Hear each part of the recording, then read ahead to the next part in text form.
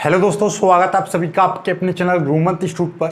आज की ये वीडियो आप सभी के लिए केमिस्ट्री की रहेगी और केमिस्ट्री में हमारा लेसन 1 चल रहा था ठोस अवस्था। तो उसकी अब तक हम 7 वीडियो अपलोड कर चुके हैं, तो ये उसकी 8वीं वीडियो रहेगी। और 8वीं वीडियो में ये आज की जो चैप्टर 1 था आपका ठोस अवस्था, उस चैप्टर की पूरी तरह से थ्योरी खत्म हो जाएगी।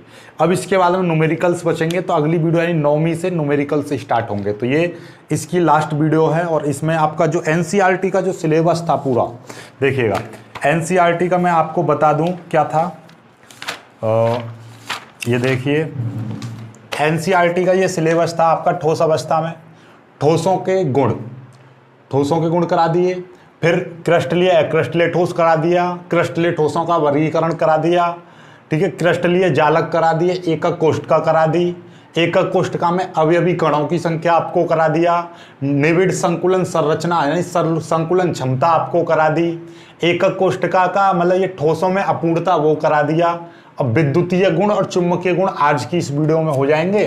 तो ये पूरी तरह से चैप्टर खत्म हो जाएगा। जो एनसीईआरटी का पूरा सिलेबस दे रखा, प्रत्येक टॉपिक क्लियर हो जाएगा आपका, राइट। फिर इसके बाद हम न्यूमेरिकल्स कराएंगे, एनसीईआरटी के न्यूमेरिकल्स कराएंगे, जो पिछले 10 सालों में आ चुके हैं वो न्यूमेरिकल्स कराएंगे। कुछ और आईआईटी नीट के हिसाब से भी कुछ इंपॉर्टेंट न्यूमेरिकल्स भी कराएंगे, राइट।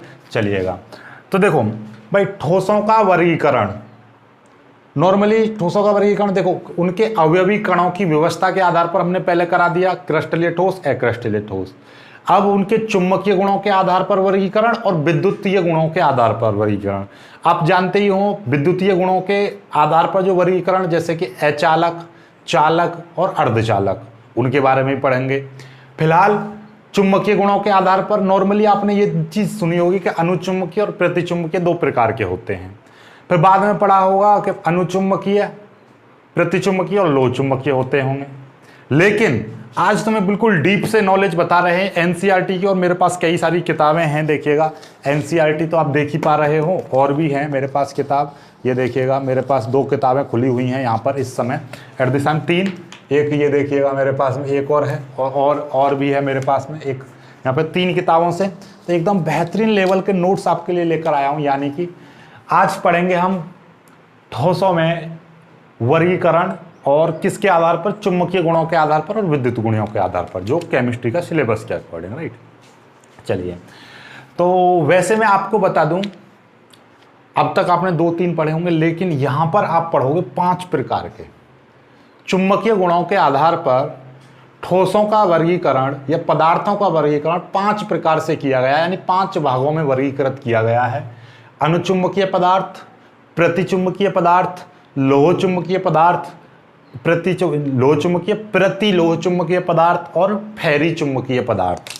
फेरी चुंबकीय पदार्थ, या आप ठोस भी बोल सकते हो, कोई दिक्कत वाली बात नहीं है। अनुचुंबकीय ठोस, प्रतिचुंबकीय ठोस, लोह चुंबकीय ठोस, प्रतिलोह चुंबकीय ठोस और फेरी चुंबकीय ठोस, राइट।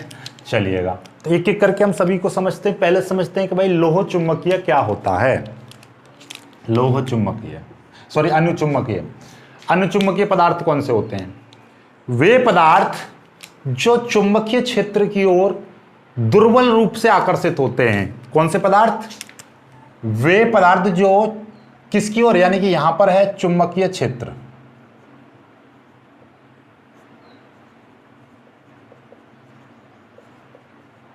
चुंबकीय क्षेत्र की ओर कैसे हो रहे हैं? आकर्षित हो रहे हैं। आकर्षित, वो भी कैसे? दुर्बल रूप से, बहुत ही हल्के से।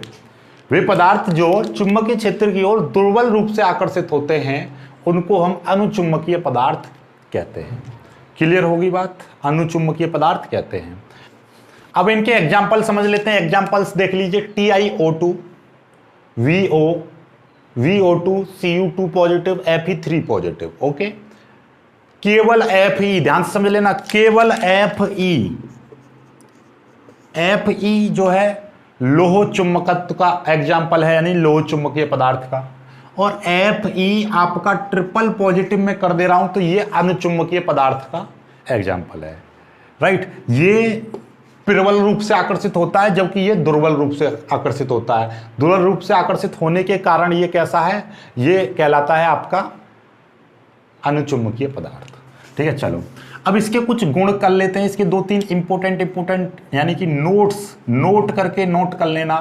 पहला नोट यानी कि इंपोर्टेंट पॉइंट्स, ठीक है, इंपोर्टेंट पॉइंट्स जो आपको आगे काम आएंगे कंपटीशन वगैरह में। क्या है इंपोर्टेंट पॉइंट्स भाई? पहला ये कि भाई इसका जो ये चुंबकीय क्षेत्र की दिशा में चुंबकित होते हैं, यानी कि ये पदार्थ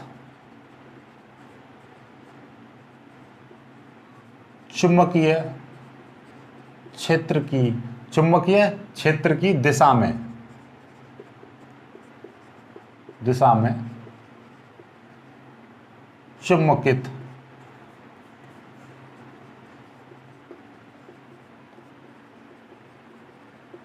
हो जाते हैं।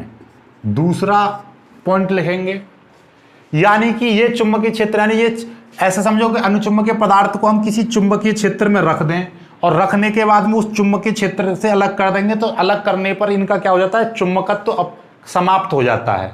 तो चुंबकीय क्षेत्र की अनुपस्थिति में इनका चुंबकत्व समाप्त हो जाता है। कभी तुमने देखा होगा कि कभी जैसे आप मान लीजिए आपके घर में रेडियो टीवी या कुछ खराब हो गया हो और आप मैकेनिक्स के पास गए हो, वहाँ पे जो ठीक करने वाला होता है तो उसके पास पेचकस होता है लोहे का, वो उससे काम करता रहता है, तो पेचों को उसी से चिपका लेता है, ऐसे करके चिपक जाते हैं। वो क्यों चिपक जाते हैं? क्योंकि वो लोहा जो होता है, लोहा तो वो काम करते करते वहाँ पर क्या हो जाता है, उसमें चुंबकत्व उत्पन्न हो जाता है, तो वो अपना चुंबकत्व उसमें खत्म नहीं होता। लेकिन जो अनुचुंबकीय पदार्थ है उसमें अपना चुंबकत्व खत्म हो जाता है, तो चुंबकीय क्षेत्र की अनुपस्थिति में ये अपना चुंबकत्व खो देता है, यानी कि समाप्त हो जाता है।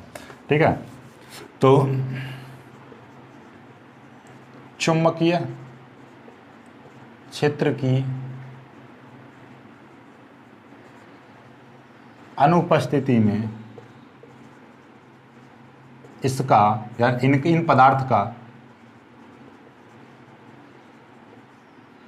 पदार्थों का चुंबकत्व समाप्त हो जाता है। ठीक, तीसरा पॉइंट है, ये दोनों पॉइंट हो गए। तीसरा पॉइंट है कि इनमें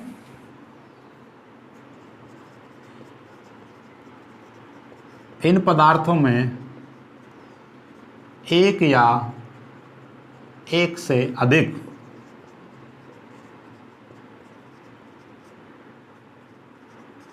अयुग्मित इलेक्ट्रॉन पाए जाते हैं।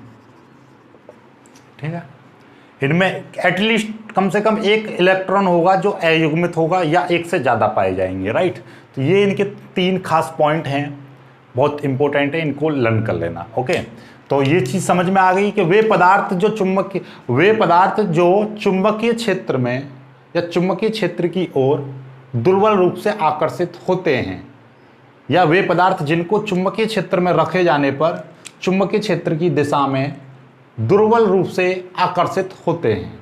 दुर्बल रूप से, कम आकर्षित होंगे लेकिन कम, उनको बोलेंगे हम अनुचुंबकीय पदार्थ। राइट, इसका स्क्रीनशॉट ले लीजिए, फिर आगे बढ़ते हैं, आगे हम इनको पढ़ते हैं। ठीक है, चलो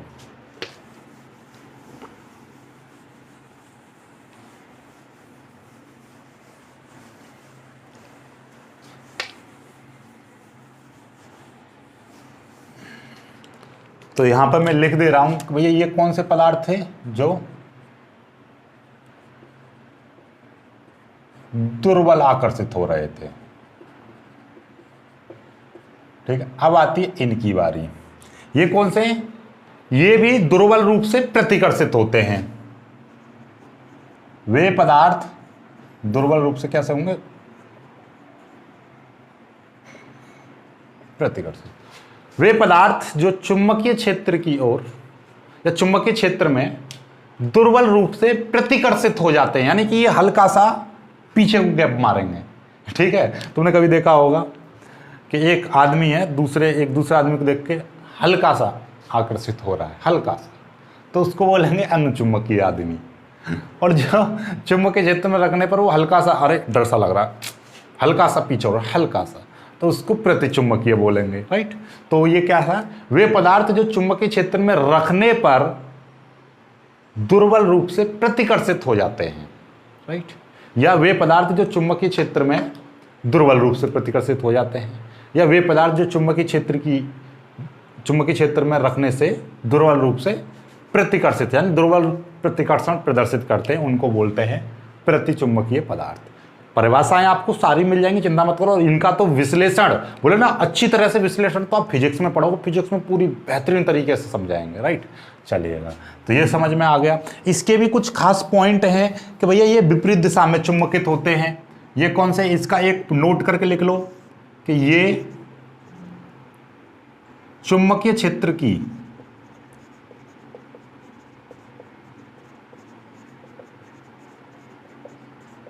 विपरीत दिशा में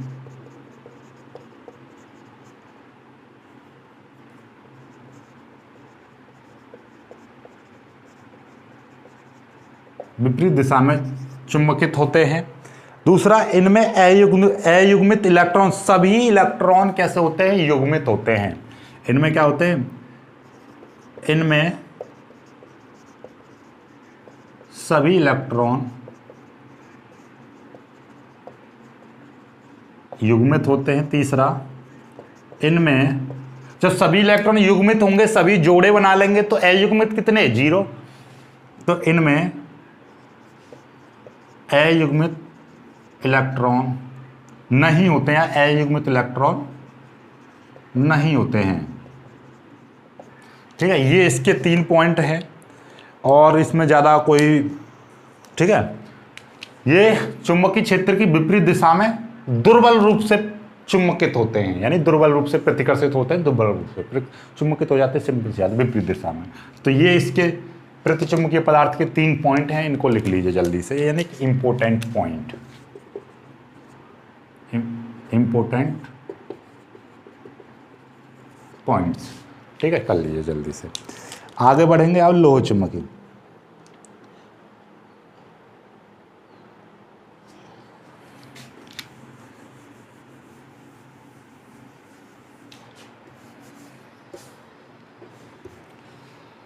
अब आ जाते हैं भाई तीसरे पर। तीसरे हैं लोह चुंबकीय पदार्थ। सिंपल सी बात है, जो चुंबक के साथ प्रबल रूप से आकर्षण दिखाए। चुंबक के पास लेकर आओ जो पदार्थ बिल्कुल एकदम चिपक जाए, बेहतरीन तरीके से, बोला ना कट दे, लोहे को, चुंबक के पास लोहे को लेकर आते हैं, बहुत ही जल्दी चिपकता है, तो मतलब प्रबल आकर्षण दिखाता है। प्रबल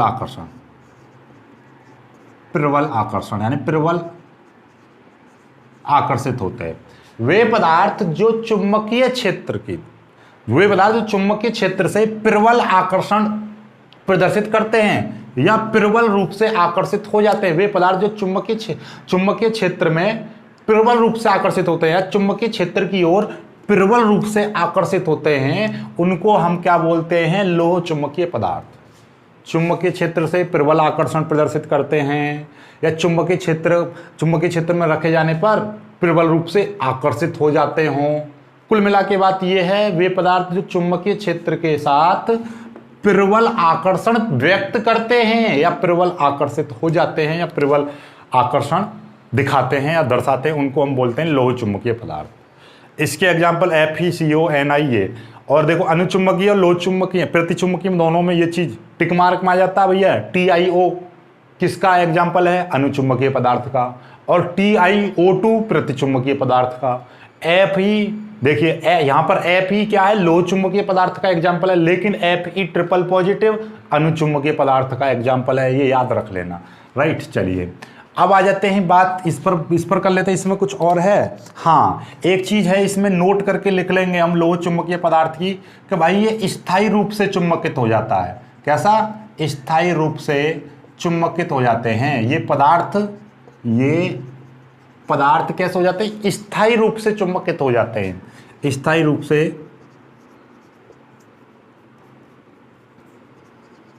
रूप से चुंबकित हो जाते हैं।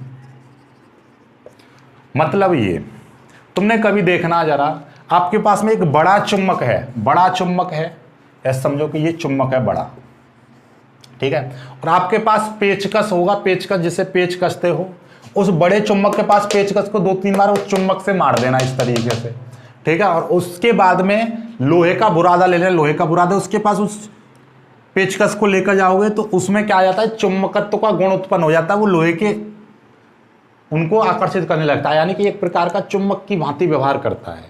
तो इससे क्या हो जाता है, इसमें जो रखा पदार्थ है वो स्थायी रूप से चुम्बकित हो जाता है, अर्थात उसमें भी चुम्बकत्व का गुण उत्पन्न हो जाता है। क्या हो जाता है, उसमें भी चुम्बकत्व का गुण उत्पन्न हो जाता है। एक और नोट लिख लीजिए, एक और नोट लिख लीजिए, ये नोट ज़्यादा इंपॉर्टेंट है। क्या है कि लोह चुंबकीय पदार्थों में, लोह चुंबकीय पदार्थों में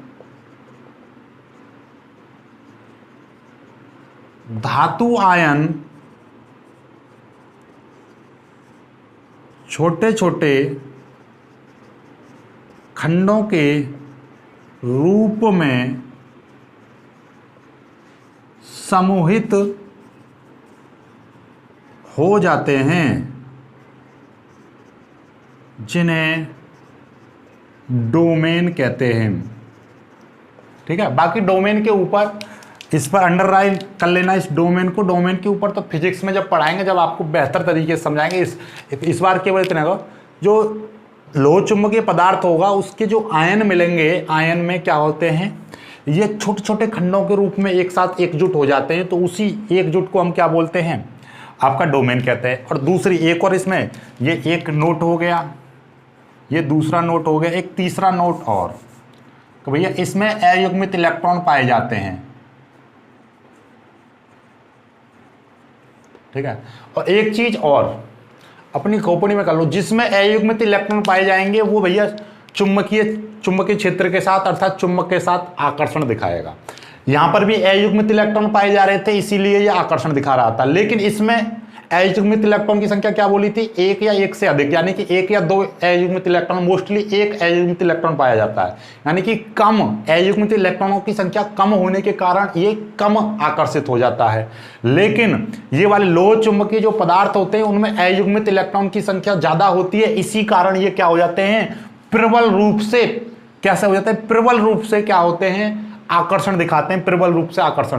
क्योंकि लोह चुंबकीय जो आपका ये जो आयरन है, यानी लोहा, लोहे में क्या हो जाता है, 5 अयुग्मित इलेक्ट्रॉन पाए जाते हैं, यानी 5, सबसे ज्यादा अयुग्मित इलेक्ट्रॉन 5 पाए जाते हैं इसमें। तो क्या होगा कि ये प्रबल रूप से आकर्षण दिखाता है, राइट। तो इस तरीके से मतलब यह है कि जिनमें अयुग्मित इलेक्ट्रॉन पाए जाएंगे वो आकर्षण दिखाएगा, वो आकर्षण दिखाएगा। लेकिन अयुग्मित इलेक्ट्रॉन की संख्या कम होगी तो कम आकर्षण दिखाएगा, और ज्यादा होगी तो ज्यादा आकर्षण दिखाएगा, राइट। अर्थात उसमें चुंबकीय आघूर्ण पाया जाएगा, राइट, चुंबकीय आघूर्ण पाया जाता है। चलिएगा, तो ये है इसमें। अब आगे बढ़ते हैं आगे, ठीक है, ये चीज यहां तक समझ में आ गई।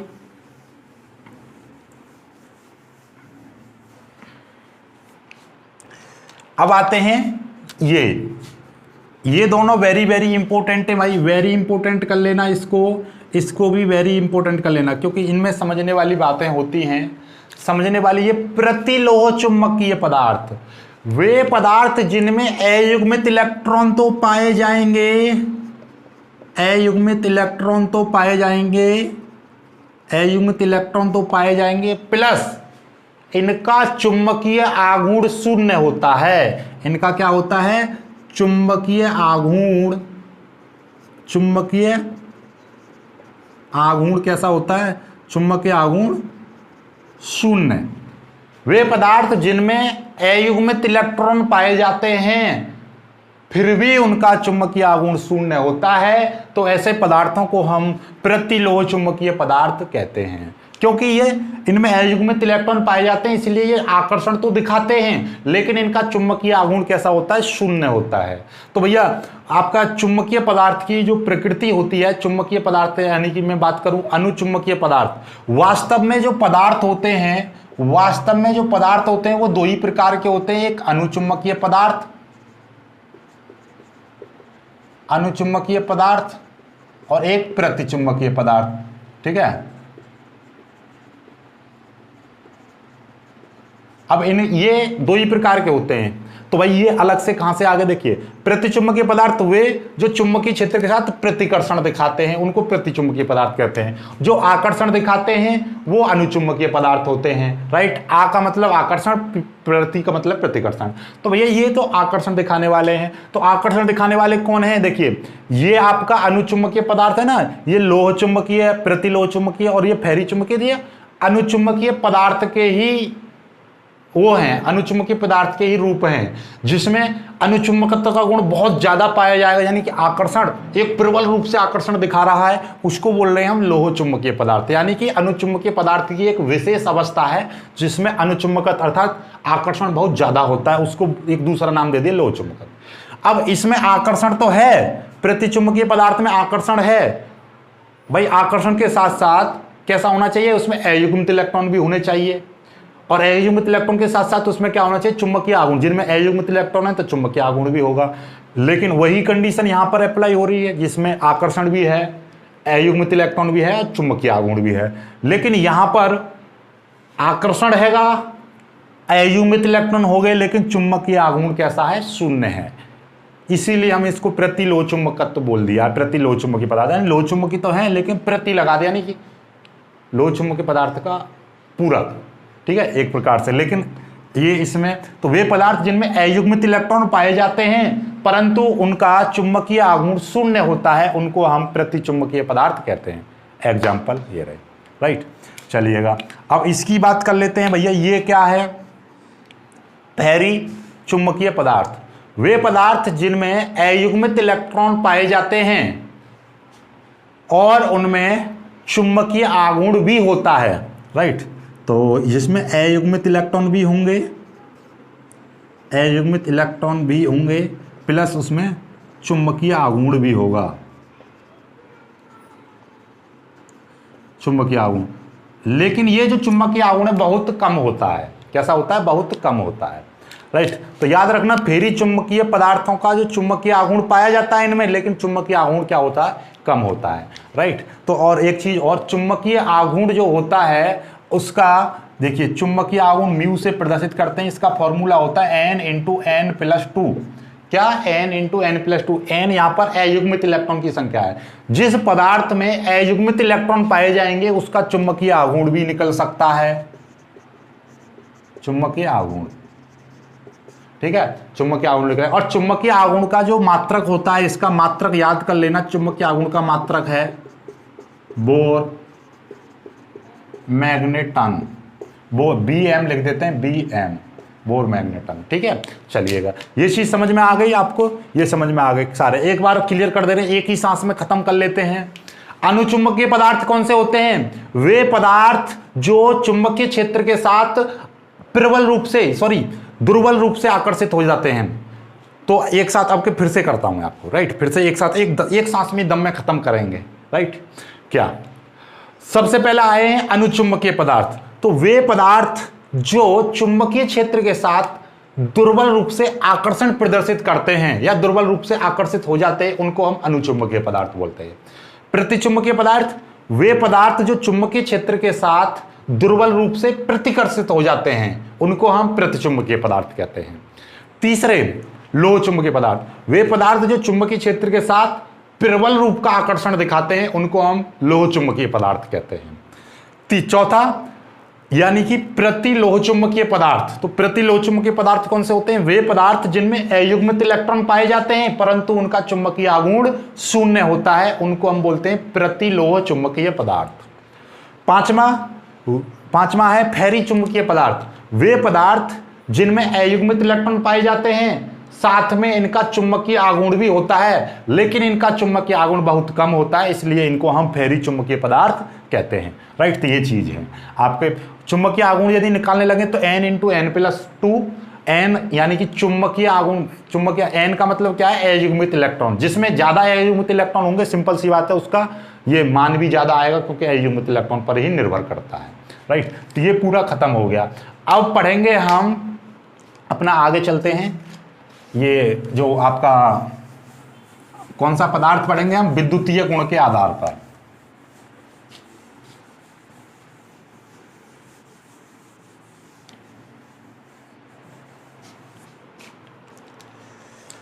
अब आते हैं आगे।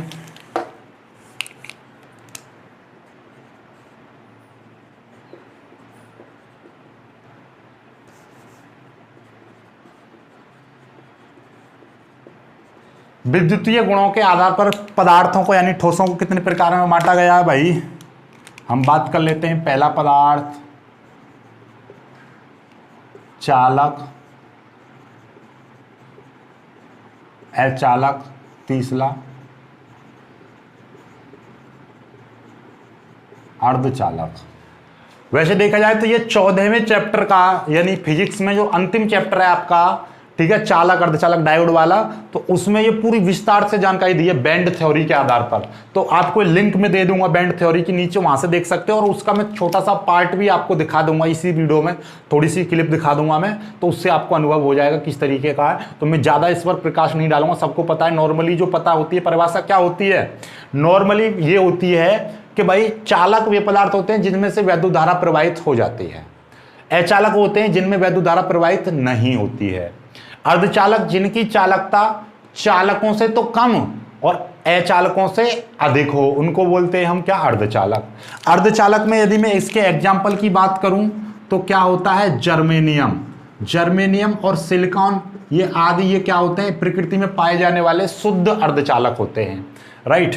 इनमें क्या होता है, इनमें नॉर्मली वैद्युत धारा प्रवाहित नहीं होती है, लेकिन जब इनमें कोई दूसरा पदार्थ बाहर से मिला दिया जाता है इम्प्योरिटी के रूप में, तो इनमें वैद्युत धारा प्रवाहित होने लगती है। तो इसके ऊपर तो आपका फिजिक्स में चैप्टर 14 दे रखा है, वो इसी के ऊपर है कि चालकों और अर्धचालकों में कैसे वैद्युत धारा प्रवाहित होती है, क्या उसमें ऐसी चीज होती है, पूरा इसी पर बेस्ड है। इसलिए इस पर भैया ये जो चैप्टर बना रखा है, एक तो इतनी जल्दी तो समझ में नहीं आएगा, लेकिन हाँ फिलहाल इतना यहाँ पर क्या है, केवल इस केमिस्ट्री में केवल इनकी परिभाषाएं हैं जो आपको पता चल गई। वे पदार्थ जिनमें वैद्युत धारा प्रवाहित हो जाती है, इसके एग्जाम्पल भैया लोहा है, ठीक है, कॉपर है, ठीक है, तांबा है, तांबा को तो कॉपर ही बोलेंगे, ठीक है, एल्यूमिनियम है, इनमें वैद्युत धारा प्रवाहित हो जाती है, आदि लगा दो, कोई दिक्कत नहीं है। अचालक में लकड़ी, प्लास्टिक और प्लास्टिक आदि, इस तरीके से इसके एग्जाम्पल ये लिख दिया, जर्मेनियम और सिलिकॉन, ठीक है। अब बात आती है कि भैया ये चीज तो वैसे नॉर्मली पता है, लेकिन बैंड थ्योरी के आधार पर, बैंड थ्योरी कैसे कहते हैं, देखो आपने पढ़ा, हमने कहा कि भैया जिस वैद्युत धारा किससे प्रवाहित होती है, इलेक्ट्रॉनों के कारण, जिसमें मुक्त इलेक्ट्रॉन पाए जाते हैं उसमें क्या हो जाती है, मुक्त इलेक्ट्रॉनों के द्वारा वैद्युत धारा बहती है। भाई हमने पढ़ा जो वैद्युत धारा, हमने क्या बोला है यहां पर, चालक वे पदार्थ होते हैं जिनमें वैद्युत धारा प्रवाहित हो जाती है। वैद्युत धारा किससे प्रवाहित होती है, यानी कि मुक्त इलेक्ट्रॉनों के द्वारा। जिन पदार्थों में मुक्त इलेक्ट्रॉन पाए जाएंगे उनमें से वैद्युत धारा प्रवाहित हो सकती है, राइट। चलिए अब आपके दिमाग में आ रहा होगा, सर ये जो हमने ये भी पढ़ा है कि प्रत्येक पदार्थ छोटे छोटे अणुओं से मिलकर बना होता है, अणु अति सूक्ष्म कणों से मिलकर बने होते हैं जिनको परमाणु कहते हैं। परमाणु के अंदर एक बाहरी भाग होता है जिसे नाभिक कहते हैं, और नाभिक के अंदर प्रोटॉन और न्यूट्रॉन पाए जाते हैं, और नाभिक के चारों ओर वृत्ताकार कक्षाएं होती हैं जिनमें हमारे क्या पाए जाते हैं, इलेक्ट्रॉन्स पाए जाते हैं। तो मतलब प्रत्येक पदार्थ में इलेक्ट्रॉन पाए जा रहे हैं, ये हमारी इलेक्ट्रॉनिक थ्योरी कहती है, बिल्कुल पाए जाते हैं। खोपड़ी में रख लो, प्रत्येक पदार्थ में इलेक्ट्रॉन होते हैं, लेकिन सभी पदार्थों में मुक्त इलेक्ट्रॉन नहीं होते। तो मुक्त, जिसमें मुक्त इलेक्ट्रॉन नहीं होंगे, बेशक इलेक्ट्रॉन है, प्लास्टिक में इलेक्ट्रॉन पाए जाएंगे, लकड़ी में इलेक्ट्रॉन पाए जाएंगे, कांच में इलेक्ट्रॉन पाए जाएंगे, हर चीज में इलेक्ट्रॉन पाए जाएंगे प्रत्येक पदार्थ में, लेकिन जिस पदार्थ में मुक्त इलेक्ट्रॉन पाए जाएंगे उससे वैद्युत धारा प्रवाहित हो सकती है, और किसी पदार्थ से वैद्युत धारा प्रवाहित नहीं हो सकती है। या यूं कहिए किसी भी पदार्थ में आगे चल के जब फिजिक्स पढ़ोगे, फिजिक्स में 14वें चैप्टर में बताया गया है पदार्थों में 2 बैंड पाए जाते हैं। अभी मैं आपको क्लिप भी दिखा दूंगा एक छोटी सी। पदार्थों में 2 बैंड पाए जाते हैं, एक चालन बैंड और एक होता है संयोजी बैंड, ठीक है। यदि किसी पदार्थ में इलेक्ट्रॉन हैं और वो इलेक्ट्रॉन संयोजी बैंड में है, और चालन बैंड में कम है, लेकिन संयोजी बैंड पूरी तरह से भरा हुआ है, लेकिन चालन बैंड में एक आध पहुंच गया, कोई दिक्कत वाली बात, उससे वैद्युत धारा प्रवाहित हो जाएगी। यानी कि जिनमें चालन बैंड में इलेक्ट्रॉन पाए जाएंगे उनसे वैद्युत धारा प्रवाहित हो सकती है, लेकिन जिसमें केवल संयोजी बैंड में इलेक्ट्रॉन पाए जाएंगे और चालन बैंड पूरी तरह से खाली होगा, उसको बोलेंगे हम अचालक, उसको बोलेंगे अचालक। और इनमें ये एनर्जी गैप, ये जो बैंड हैं इनके बीच में ये जो एनर्जी गैप होता है, इसको बोलते हैं हम वर्जित ऊर्जा अंतराल। ठीक है, तो ये एनर्जी गैप जिसमें कम होगा, या यूं कहिएगा बिल्कुल खत्म, जिसमें जैसे सपोज ये चालन बैंड, ये अचालन बैंड इस तरीके से पूरी तरह से उस पर चढ़ा हुआ होगा या पूरी तरह से जुड़ा हुआ होगा, यानी इनमें एनर्जी गैप जितना कम होगा वो उतने ही चालक होंगे। राइट, तो ये चीज़ें, अब इसकी थ्योरी तो आप इंटर की फिजिक्स में समझाऊंगा, लेकिन फिलहाल आपको समझ में आ गया होगा, जितना आपको यहाँ पर जरूरत है उतना समझ में आ गया ना। तो ये केमिस्ट्री में ये कभी नहीं आएगा ये क्वेश्चन के चालक है चालक अर्धचालक लिखिए, लेकिन आपका 12th की जो फिजिक्स है, फिजिक्स में इसमें बहुत डीप में जानकारी करेंगे, क्योंकि पूरा चैप्टर ही वो इस बेस पर है। लेकिन फिलहाल मैं एक वीडियो बनाई थी, उसकी लिंक आपको नीचे मिल जाएगी, बैंड थ्योरी की। ठीक है, चालनों में बैंडों के आधार पर पूरा सब कुछ बताया, बैंड थ्योरी क्या होती है, कैसे बैंड क्या होते हैं, लेकिन उसका एक छोटा सा क्लिप इसमें जोड़ दे रहा हूं मैं, उसको देख लीजिएगा।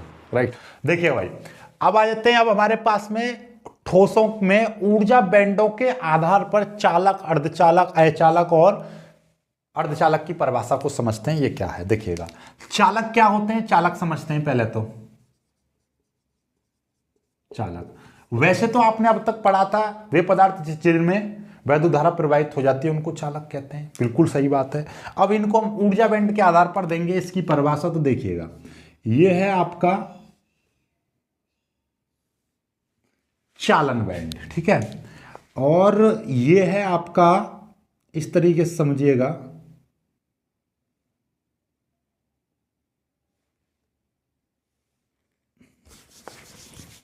ऐसे बनाता हूं मैं।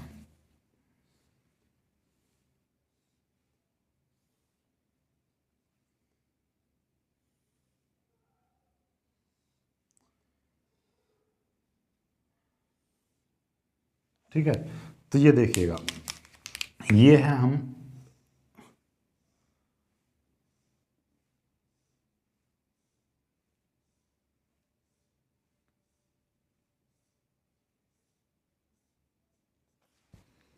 इस तरीके से बना दिया, और इसमें मैंने इस तरीके से बना दिया।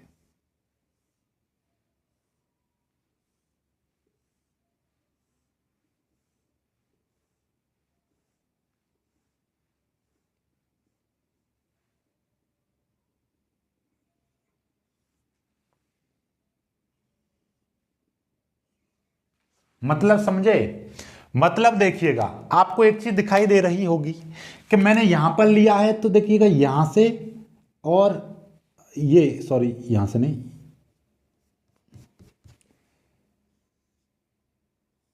मैंने यहां से बात करी है और इसमें बात करी है मैंने यहां से यहां तक की। तो मतलब क्या है कि इसका एक हिस्सा दोनों में ओवरलैप कर रहा है। तो यानी कि चालक वे पदार्थ होते हैं जिसमें ये है आपका क्या है, चालन बैंड, और ये है आपका संयोजी बैंड। ठीक है, चालक की एक और है,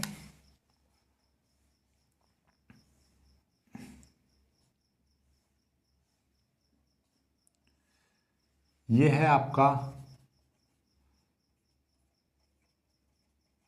चालन बैंड, और ये है संयोजी बैंड, और इनके बीच में ये जो है आपका, ये है आपका Eg, और Eg मैं लिख दे रहा हूं 0.07 electron volt, 0.07 electron volt. Okay, ये है।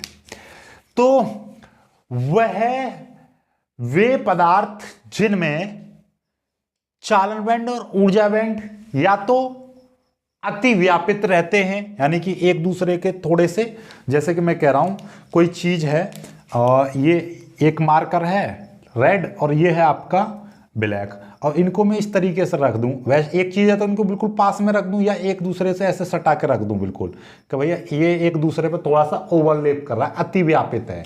तो ये इस तरीके से है, देखो ये थोड़ा सा कि ये इस तरीके से रखा हुआ है और ये इस तरीके से रखा हुआ है, दोनों पे अति व्यापित करते हुए ऐसे थोड़ा सा, ठीक है। तो वे पदार्थ जिनमें चालन बैंड और संयोजी बैंड एक दूसरे से अतिव्यापित रहते हैं या चालन बैंड और संयोजी बैंड के बीच वर्जित ऊर्जा अंतराल बहुत कम, ना के समान बहुत कम, अति सूक्ष्म यानी कि नगण्य अर्थात 0.07 इलेक्ट्रॉन वोल्ट के बराबर या इससे कम रहता है, इसके बराबर या इससे कम रहता है, यानी कि इस तरीके से वर्जित ऊर्जा अंतराल इसके बराबर या इससे कम रहता है, उनको बोलते हैं हम चालन, चालक कहते हैं उनको चालक। इसका मतलब यह है कि इसके अंदर जो ये संयोजी बैंड हमेशा भरा रहता है, संयोजी बैंड चाहे वो चालक हो या अर्धचालक हो या आपका अचालक हो, उन सभी में संयोजी बैंड में इलेक्ट्रॉन पाए जाते हैं। तो हमेशा याद रखना कि जो चालक होते हैं, चालकों में क्या होते हैं, संयोजी बैंड में इलेक्ट्रॉन होते हैं,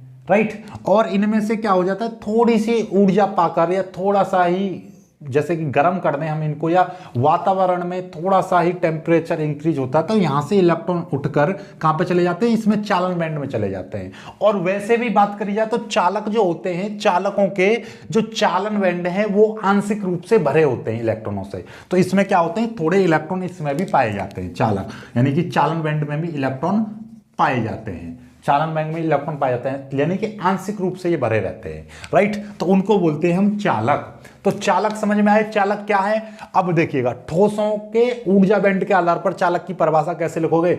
चालक वे पदार्थ होते हैं जिनमें चालन बैंड इलेक्ट्रॉनों से आंशिक रूप से भरे होते हैं और उनके चालन बैंड और ऊर्जा बैंड या तो अतिव्यापित रहते हैं, या तो क्या रहते हैं, अतिव्यापित, अतिव्यापित रहते हैं, या चालन बैंड और संयोजी बैंड के बीच वर्जित ऊर्जा अंतराल 0.07 वोल्ट होता है या इससे कम रहता है। उन पदार्थों को हम क्या कहते हैं, चालक कहते हैं। तो चालक समझ में आ गया।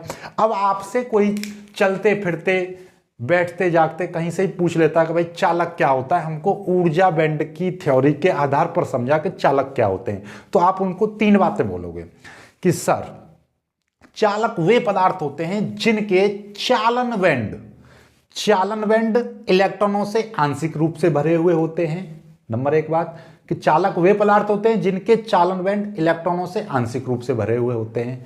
दूसरी बात कि चालक वे पदार्थ होते हैं जिनमें चालक बैंड यानी चालन बैंड और संयोजी बैंड एक दूसरे से अतिव्यापित रहते हैं, या तो चालक बैंड और संयोजी बैंड एक दूसरे से अतिव्यापित रहते हैं यानी कि एक दूसरे से सटे हुए रहेंगे, या चालन बैंड और संयोजी बैंड के बीच वर्जित ऊर्जा अंतराल बहुत कम, बहुत नगण्य रहता है, अर्थात 0.07 इलेक्ट्रॉन वोल्ट के बराबर या उससे कम रहता है, यानी बहुत छोटा सा रहता है, इलेक्ट्रॉन फटाक से यहां से ऊपर पहुंच जाता है, तो यानी कि इसमें वैद्युत धारा प्रवाहित होने लगती है। तो कुल मिला के बात यह है कि वही पदार्थ इलेक्ट्रॉन यानी कि वह पदार्थ जिसमें चालक बैंड में यानी चालन बैंड में इलेक्ट्रॉन पाए जाते हैं वही चालक होता है, उसमें से ही वैद्युत धारा प्रवाहित हो जाती है और किसी से नहीं होती है। तो ये चीज पता चल गई आपकी। चलिएगा, तो चालक तो समझ में आ गया चालक क्या है। अब बात कर लेते हैं हम अचालक की। तो अचालक का मतलब क्या है कि देखिएगा, बात करेंगे हम अचालक की, तो इसको स्क्रीनशॉट ले लीजिएगा।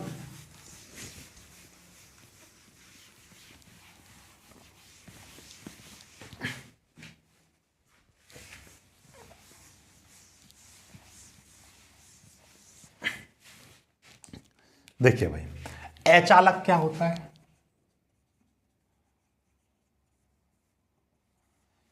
इसी थ्योरी के आधार पर देंगे कि यानी कि वे पदार्थ जिनमें देखिएगा, ये है आपका संयोजी चालन बैंड और ये है आपका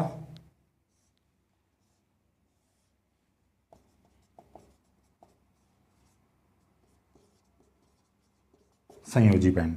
और इनके बीच में देखिएगा मैंने क्या बना दिया, ये जो एनर्जी गैप है Eg जो रहता है वो 3 इलेक्ट्रॉन वोल्ट से ज्यादा रहता है।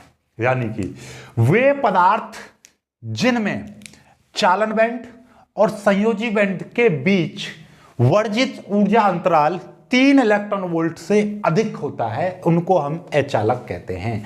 यानी कि वे पदार्थ अचालक कहलाते हैं जिनमें संयोजी बैंड तो इलेक्ट्रॉनों से भरे होते हैं और चालन बैंड बिल्कुल खाली होते हैं। यानी चालन बैंड में कोई भी इलेक्ट्रॉन नहीं पाया जाता है, चालन बैंड में कोई भी इलेक्ट्रॉन नहीं पाया जाता, लेकिन संयोजी बैंड इलेक्ट्रॉनों से भरा हुआ होता है और चालन बैंड और संयोजी बैंड के बीच वर्जित ऊर्जा अंतराल यानी कि एनर्जी गैप 3 इलेक्ट्रॉन वोल्ट से अधिक होता है। यानी वर्जित ऊर्जा अंतराल बहुत अधिक होता है। यानी कि इनके बीच में ये जो बैंड है ये बहुत दूर दूर होते हैं। तो यानी कि कितना भी ताप बढ़ा दें फिर भी इलेक्ट्रॉन यहां से चालन बैंड में नहीं पहुंच पाता है। जब चालन बैंड में इलेक्ट्रॉन नहीं पहुंच पाएगा तो धारा प्रवाहित होगी नहीं, धारा प्रवाहित नहीं होगी तो वो अचालक रहेंगे। तभी हम कहते हैं, देखिए हमने कही थी कि भैया धारा इलेक्ट्रॉनों के कारण बहती है और हम ये भी जानते हैं कि प्रत्येक पदार्थ बहुत सारे अणुओं से मिलकर बना होता है, अणु बहुत सारे परमाणुओं से मिलकर बने होते हैं और परमाणु के अंदर एक बाहरी भाग होता है जिसमें आपका नाभिक कहते हैं और नाभिक के चारों ओर बहुत सारे कक्षाएं होती हैं जिनमें इलेक्ट्रॉन घूमते होते हैं। तो ओवरऑल बात यह है कि प्रत्येक पदार्थ में इलेक्ट्रॉन पाए जाते हैं, इलेक्ट्रॉन प्रोटॉन न्यूट्रॉन पाए जाते हैं। ये हम पहले केमिस्ट्री में पढ़ चुके हैं। तो भाई मेरे पास में ये मार्कर है प्लास्टिक का, तो इसमें भी एक नाभिक होगा, इसमें भी परमाणु होंगे और इसमें भी इलेक्ट्रॉन होंगे। तो फिर इसमें धारा क्यों नहीं बहती है? धारा इसीलिए नहीं बहती है क्योंकि इस प्लास्टिक में जो इलेक्ट्रॉन होते हैं वो केवल संयोजी बैंड में रहते हैं, वे चालन बैंड में नहीं पहुंच पाते कभी, क्योंकि इनके बीच में जो एनर्जी गैप है वो 3 इलेक्ट्रॉन वोल्ट से काफी ज्यादा होता है। तो यहां से यहां तक नहीं पहुंच पाते हैं। जब नहीं पहुंच पाते हैं तो क्या होता है, इसमें धारा प्रवाहित नहीं होती है। धारा प्रवाहित नहीं होती है तो आप जानते हो चालक के तो एग्जाम्पल आप जानते हो ना, चालक जैसे कि लोहा, चांदी, ठीक है, आपका कॉपर, ये ठीक है, और अचालक यानी कि कांच, प्लास्टिक, ये सब हैं का आपके क्या है, लकड़ी, ये सब अचालक होते हैं। तो अचालक समझ में आ गया, ठीक है, जिनके बीच में चालन बैंड और संयोजी बैंड के बीच ऊर्जा अंतराल बहुत अधिक होता है, अर्थात 3 इलेक्ट्रॉन वोल्ट से भी ज्यादा होता है, और इनके चालन बैंड पूर्णतः खाली होते हैं और संयोजी बैंड पूर्णतः भरे होते हैं इलेक्ट्रॉनों से, तो उनको बोलते हैं हम अचालक, राइट। अब बात आती है अर्धचालक क्या होते हैं। अर्धचालक, भैया अर्धचालक वे पदार्थ होते हैं जिनकी चालकता चालकों से तो कम और अर्धचालकों से अधिक होती है, उनको हम कहते हैं अर्धचालक। लेकिन ये बात तो उस पर नहीं हुई ना ऊर्जा बैंड के आधार पर। तो ऊर्जा बैंड के आधार पर हम बताते हैं इनकी परिभाषा, अचालकों की परिभाषा हम बताते हैं कि ये देखिएगा, ये है आपका चालन बैंड,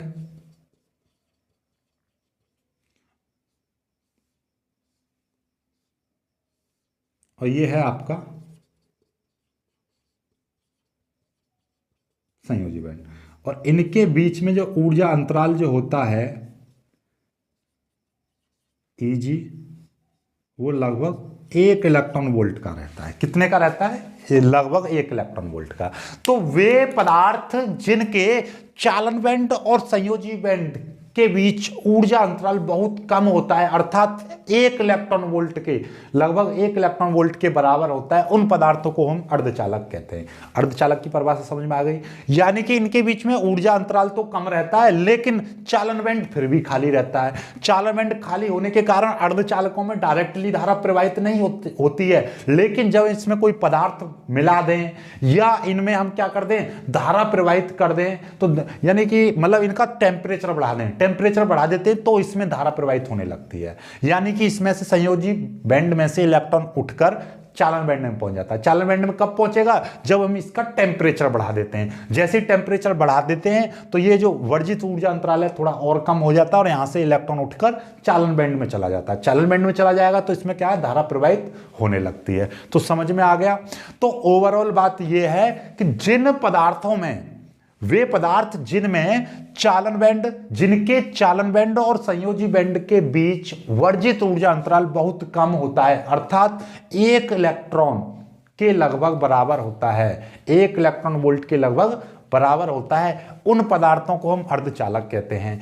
अर्धचालकों में चालन बैंड पूर्णतः खाली होते हैं, संयोजी बैंड पूर्णतः भरे हुए होते हैं इलेक्ट्रॉनों से। लेकिन जब हम इनका टेम्परेचर बढ़ा देते हैं, इनका ताप बढ़ा देते हैं, तो संयोजी बैंड में से कुछ इलेक्ट्रॉन निकलकर चालन बैंड में पहुंच जाते हैं और इन पदार्थों में धारा प्रवाहित होने लगती है। तो इन पदार्थों में अर्धचालकों में धारा प्रवाहित हो जाती है, लेकिन कब होती है? जब हम इनका टेम्परेचर बढ़ा देते हैं या हम इनमें कुछ इम्प्योरिटी मिला देते हैं, यानी कोई दूसरा पदार्थ मिला देते हैं, तो इसमें से जो इलेक्ट्रॉनों की जो संयोजी में से संयोजी बंध टूट जाते हैं और यहां से इलेक्ट्रॉन निकलकर कहां पहुंच जाते हैं? चालन बैंड में पहुंच जाते हैं। राइट, तो ये होता है इसका प्रोसेस। तो इसमें इसके जैसे कि जर्मेनियम,